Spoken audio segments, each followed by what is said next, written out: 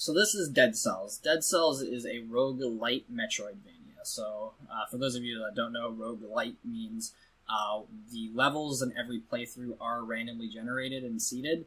However, there are some carryovers, so you can, throughout the run, buy upgrades which carry over. This file that we're playing on is optimized for speedrunning, so only the bare minimum things are unlocked. So in the run, there are a couple things we're looking for. First of all, there are some starting items. We reset until we get the Assault Shield and the Pyrotechnic for this run, because we're being a little picky. Now, for the marathon race, we'll have a seed already ready, so we won't have to reset, of course. So the reason we get the Assault Shield is this neat little movement technique we're doing. It's called the Assault Shield Dash. Basically, when you use the Assault Shield, and it only works on the Assault Shield, you will do a little dash, and if you press the roll button slightly afterwards, you'll do a very, very fast and long dash. And these can be comboed. So there are a couple things that we did get in the first level that are important. So the first thing, one of the things we're looking for throughout the run are crossbows. They are the turrets that we got. They're on my LT and RT triggers there. They are very, very strong weapons, and they're really important for the final fight. The other thing we got were two scrolls of power. There's two different kinds. In the first level, they were both choose any.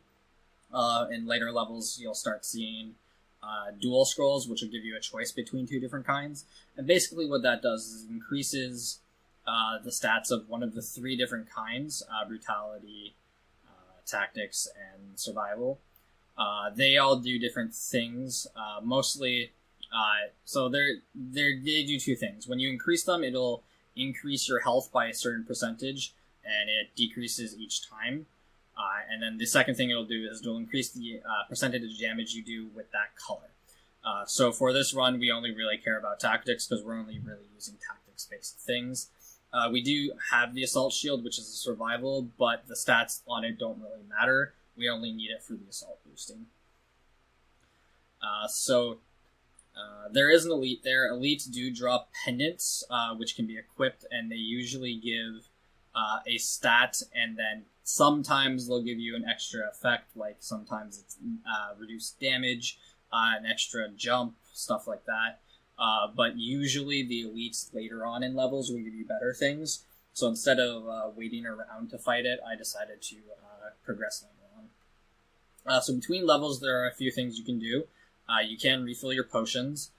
You can spend some of your coins to upgrade and reroll the modifiers on your weapons. And you can also pick mutations. So there are 3 mutations we want in the run. The first one we got, and you can only get one mutation at the end of every level until you have completed 3 levels. So the first one we got is a Latin name, I believe. It is basically an extra life. So when we die, instead of game overing, we'll return with a fraction of the health we have. The second one we got is Emergency Triage, I believe it's called. Basically that increases the drink speed of your potions by 300%, but it reduces the amount of healing you get by 45%. However, you get a 3-second invulnerability frame, which is really important for the later levels. So the first level is kind of maze-like, so you just kind of do your best to get to the end. The second level almost always will have the exit at the very end of the level, so you just need to go left to right. Ramparts here is different. So any of the tunnels that go down can have an elevator. While it is normally underneath a teleporter, sometimes it can be on one of the passages that don't have a teleporter, and sometimes it can be the very last one. I always go for the last one and then work my way back. I've found that usually it's a little more likely for it to be there, but that's not always the case. So now I'm just working my way back here. That second pass that I could have teleported to but chose not to, it required a special rune, which guarantees that the teleporter won't be there, because the exit I'm looking for is just a regular exit, which means you don't need anything to get to it. There are secondary exits to different levels, but we don't want to go to those ones. So we're coming out of the third level here, and we're going into the first boss. This boss is pretty easy, and we do actually have a decent amount of stats for where we are, so we'll be doing a lot of damage. I didn't actually get a chance to look at the modifiers, but I believe one of the modifiers on this is plus 100% to burning targets, which is actually a really good thing, and it's something we're going to be looking for a little later on. So on all of the weapons and things, there are a bunch of different modifiers they can have. Some of them will emit a toxic cloud when you first throw it out, which will only deal damage to enemies. Some of them will deal increased damage to frozen units. Some of them will do increased damage to burning units. And really what we're looking for at the end of the run is 2 turrets that deal 100% damage to burning victims, and then a very strong pyrotechnics. So I do take a little bit of time there to pick up the gold at the feet of the boss. You can skip it, but I prefer, for safety measures, to pick it up a little bit, just for races or marathon runs. Because it gives you a little bit of extra safety if one of your weapons at the end of the game doesn't have a modifier you like, or if you just need an extra bit of money to increase the damage it does. So something I haven't touched on yet is the time doors. The first couple levels all have time doors. If you get to those doors before a certain time in the game, then you can get into them, and they'll have an extra scroll of power and then some gold. In a speedrun, it's really nice because you get basically a guaranteed a scroll, as long as you're not falling super far behind. The only one that's really tricky to get to is actually the first one. So we're into Stilt Village now, and Stilt Village actually has kind of a neat little skip. So normally, in order to get out... just touch on that real quick. So there was an elite that I killed there. The elite had a amulet which gave me 1 to brutality, so it increased my health a little bit. Besides that, nothing too much of a note. Stilt Village is kind of a special area, so in order to progress, normally you need 2 keys. Because in the middle of... in the middle of the level is this area here, and at the bottom there is a door which requires a key. You can skip it by just going out of your way to jump above and over it, which means you only need to get 1 key.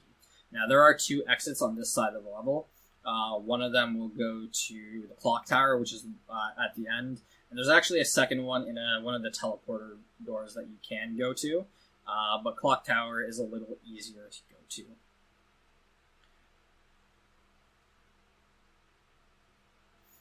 So heading into this level here, we have a decent amount of health, and we have a decent amount of damage. We also haven't popped our revive, which is really good. Ideally you never want to pop it, but bringing it to the final fight is really helpful. So at this point here, there is a item that spawns underneath that block there that you can ground pound. Sometimes it's worth getting if you are looking for a better item or anything like that. So Clock Tower here is one of the trickier levels because there is a lot of climbing. Depending on some things, it can be a little maze-like as well. Usually there's only 2 or 3 towers, but sometimes there can be 4. So the strat I'm doing here is basically I'm just climbing up the first tower, and anytime I see a path with a teleporter, I just move over to unlock the teleporter, and then I go back to the first tower. Of course, the reason I'm getting the teleporters is because it makes it easier for travel. At the top of every tower, there's almost always a teleporter, so it makes it easier to get back, and it helps you know exactly what kind of the layout is. Which is important, is keeping an idea of the layout and where you could need to go.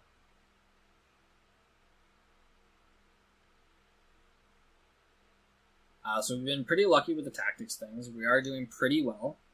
And we also managed to find the key to the next level right away. In the first tower, rather. So now that we have the key to the next level, we just need to find the exit. The exit is usually not behind a teleporter door, but sometimes it can be. The strategy I'm using here is I just picked the next teleporter down and I just went with it. Now there is a door that requires a key that does not lead to the end, which is that one there. It just has a treasure on the other side. And you don't want to go into that room, but fortunately right above it is the actual room, so we're going to go into the next boss here, actually. Now this boss actually has a pretty cool skip. If you position yourself right, you can open the door to the arena, which will not trigger the cutscene, which starts the fight. And then you can assault boost into the room once you get past the trigger zone here. Then you can position yourself. It is possible to skip the cutscene, though it is a little hard. Once you get past the first trigger, you just need to open the second door with your pyrotechnics, and then shield boost out. There is a certain place you can stand again to skip the cutscene, but it is a little trickier. Instead of trying for the setup, I chose to just go with it, because it's worth it to get the cutscene over doing the entire fight. So we're heading into the last level here. The last level here is a very scary level. A lot of the enemies have a lot of very cheap moves. Also, spikes and maces do an incredible amount of damage. So for this level here, you need 2 keys, and there are 3 colored rooms you can go into. So there's 6 portals total. Each portal room has 2, of course. And inside each of them will be an elite. It's always the same elite per colored door. And all of them will drop a key. So we need 2 keys to continue. And sometimes they'll drop an extra item or something. Maybe a little bit of money, but... Right now we're looking pretty happy. We have 14 tactics, which is pretty good. There are a bunch of scrolls we can find in here. Though we're not going to spend too much time looking for them. You can manage to get through with around 16 tactics. We do have a little bit more health than we normally do, so that's pretty good. We also still have our revive, which is pretty important. The other thing to keep in mind is that we still haven't gone to a shop to increase our modifiers, so we can still, if we're lucky, get plus tactics on our turrets. If we're really lucky, 2 and 2, but usually 1, 1, or 1, 2. We do have a decent amount of money. It's not a lot, depending on the luck we get with the RNG. We could spend a lot of it or not. And we actually get really lucky here with the doors because we go straight from the second door room and find it. So now we're going to go into the final boss here. The first thing we need to do is increase our damage and also reroll for some modifiers here. So we actually have a lot of tactics here. We have 3 and we reroll it to 4, so we now have 16 tactics instead of 14, which is what we started with. Each of the turrets have +1/+1, and we're going to the final fight here. Now the final fight here, we're going to be using a relic that we haven't used up to this point yet, which is the ability to throw our head. It'll do a DOT on the boss over time. It being a DOT. It'll do a DOT, and it will help us a little bit, just chip away at it. So the boss has 3 stages here. Each of the stages, between each of the stages, he'll drop some platforms and an elite. On the second one, he'll drop 2 elites. So it's really important to dodge all of his abilities here. He actually does an insane amount of damage. So it's really key to dodge a lot and be mindful of when he is doing ground attacks and whatnot. Also, using the invincibility we have on the potions is pretty key as well. Going into this stage here, I opt to heal up without using the iframes because these enemies are really scary. They can actually one-shot you. At this point, I'm just trying to dodge as best as possible and keep my turrets alive. The turrets actually do a decent amount of damage, and I do try and keep at least 1 tick of burning on them at all times so that they get the increased damage. And then we're able to beat the boss pretty quickly, and that's Dead Cells.